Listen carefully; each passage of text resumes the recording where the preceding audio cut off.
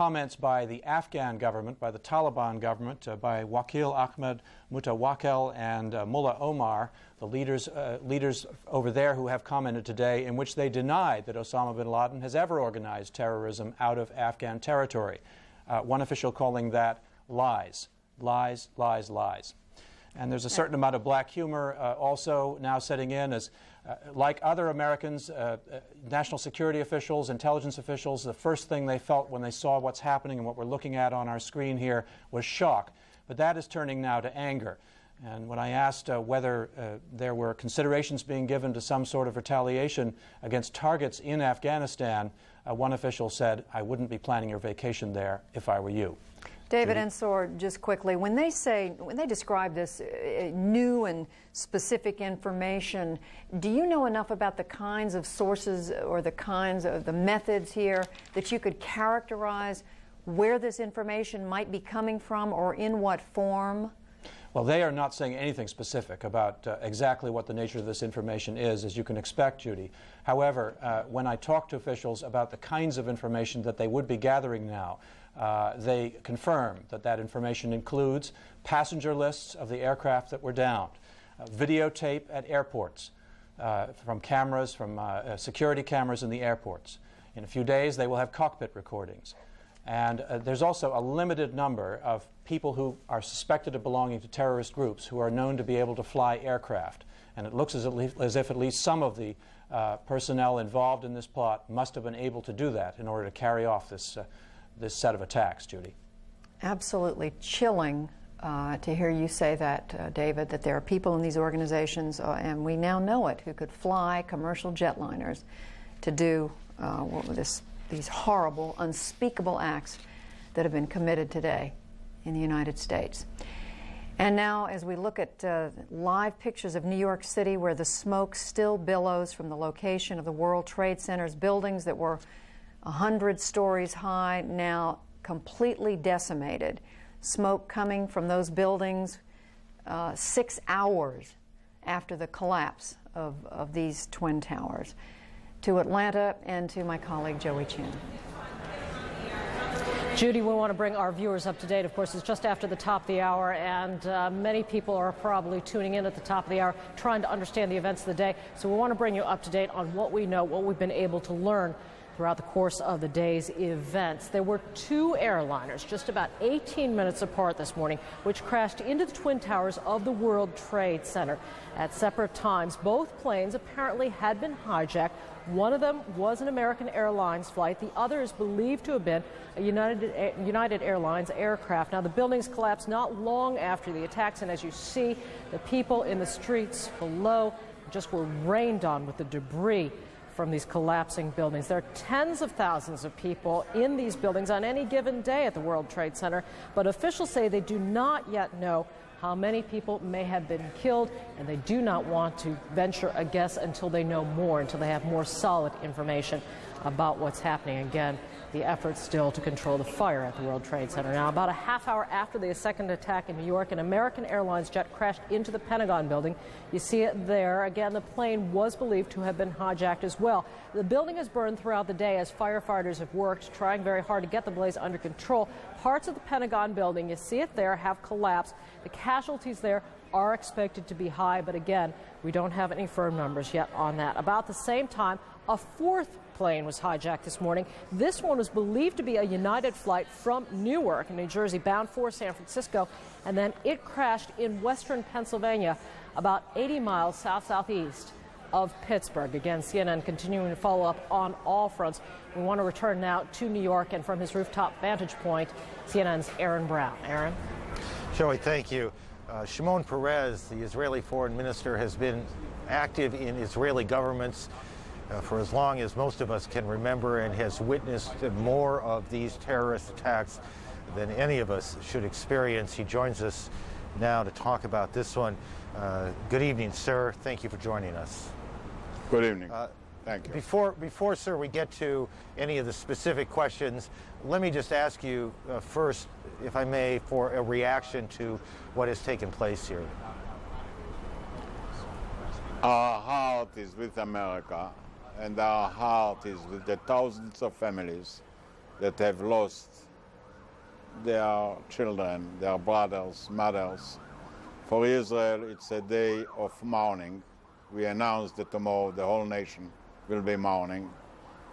And I'm sure that as bitter and painful the event is, the only one that can save humanity from this terrible danger is the United States of America.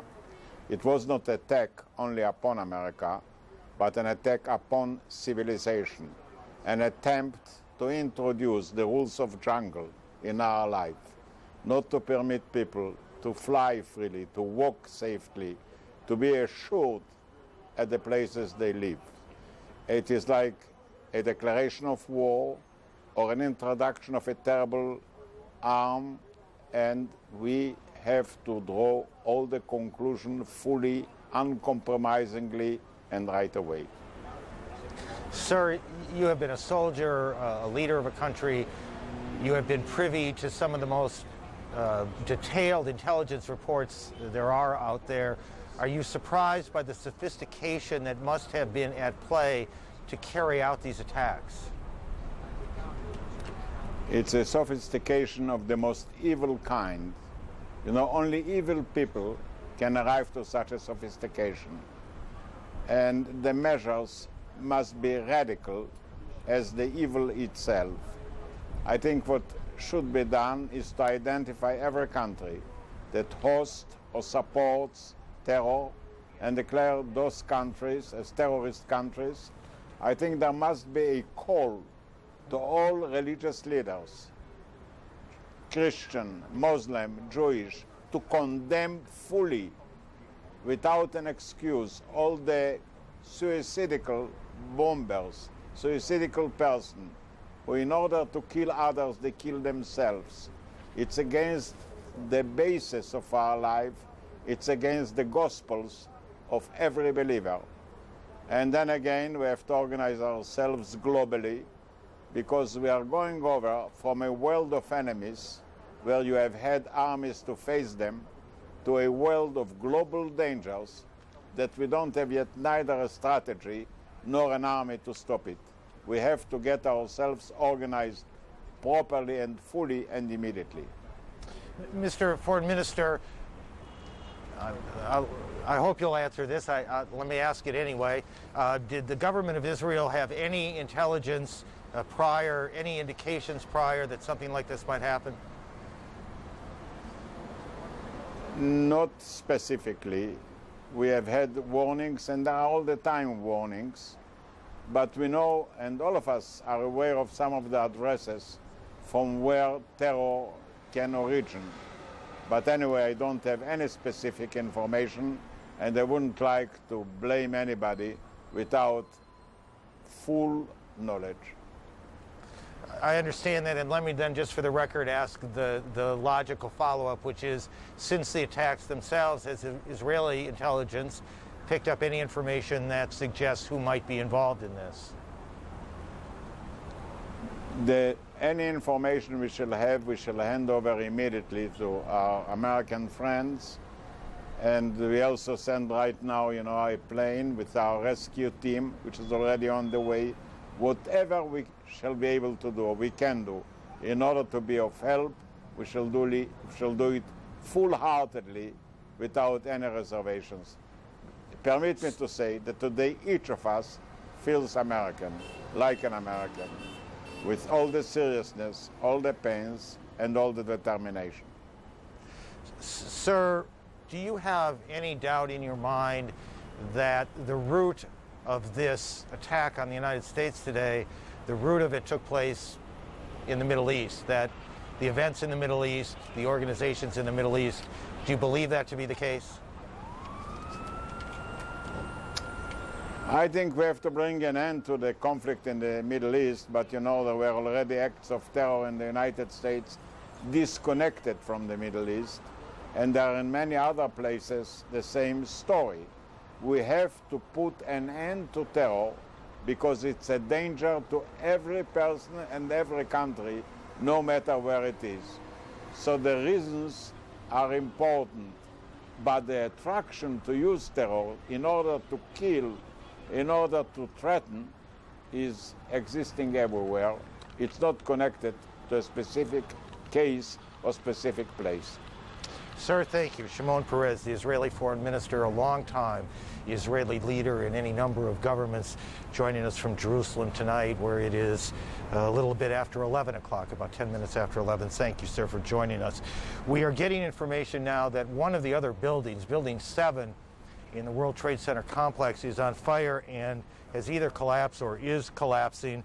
And you, to be honest, can see these pictures a little bit more clearly than I. But building number 7, one of the buildings in this very large complex of buildings that is the Trade Center, there were, and that is the right way to put it, there were the 2 towers, but then there are a number of support buildings around it, retail spaces, restaurants, office space, garages. The trains come in from New Jersey, bringing commuters, taking commuters back, come into the complex that is the World Trade Center. And now we are told that there's a fire there, and that building may collapse as well, as you can see. We can see, as we look now back downtown, we can see the billowing smoke. It is extraordinary to us, I guess, is how long this scene has gone on. The smoke has not cleared at all. It has not lightened at all. There was that horrific moment when the towers collapsed, and then we've been in this sort of situation ever since, as the fires continue to burn. Rose Arce, one of our producers who has been slowly and diligently making her way to the building, described the fires that she saw in the area of the towers themselves. And clearly those fires continue to burn at about 4:15 Eastern Daylight Time today, in an unbelievable and awful scene in New York. Judy?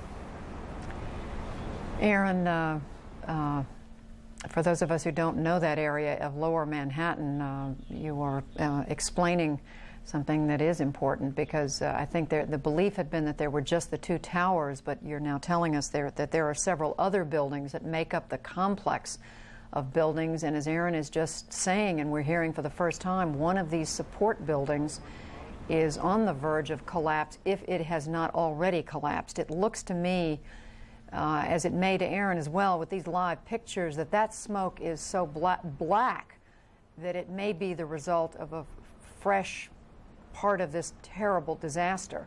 But it is only speculation at this point. We evidently don't have anyone on the phone down there that we can get to right this moment. But of course, when we do, we will tell you what is going on. We do know that every effort is being made by New York emergency authorities to get people out. But you also heard our producer Rose Arce say not too long ago that even the emergency personnel cannot get close because debris is falling at a steady rate within a 2-block radius around the Trade Center.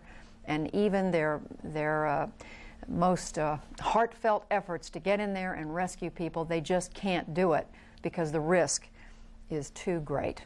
We're going to continue to watch this horrific scene in New York City as we bring you up to date on what has been happening here in Washington. The Congress would have been in session today. In fact, it was gaveled to order this morning. At least that's my understanding. But members of Congress, after these buildings were hit, were quickly evacuated. And some of them have been gathering. There was report not too long ago that at 6 o'clock today Eastern Time that there would be a conference call of the congressional leadership to assess the catastrophe of today and to consider when the United States Congress should meet again. As of now, the Capitol was largely evacuated. CNN's Kate Snow is at a location near the Capitol, and she's been talking constantly to members and to members of the staff. Kate, what are you learning? Judy, we are still under a lockdown at the Capitol. We've been told that Senator Lott and Senator Daschle would like to call the Senate back into session this afternoon. They would like to do that. Whether that's going to be a possibility is unclear at this point. Joining me here a couple of blocks away from the Capitol is Senator Bob Graham, Democrat from Florida and the chairman of the Senate Intelligence Committee. You hold a position where you are in the know, Senator. Tell us, what do you know at this point about the events that have transpired today?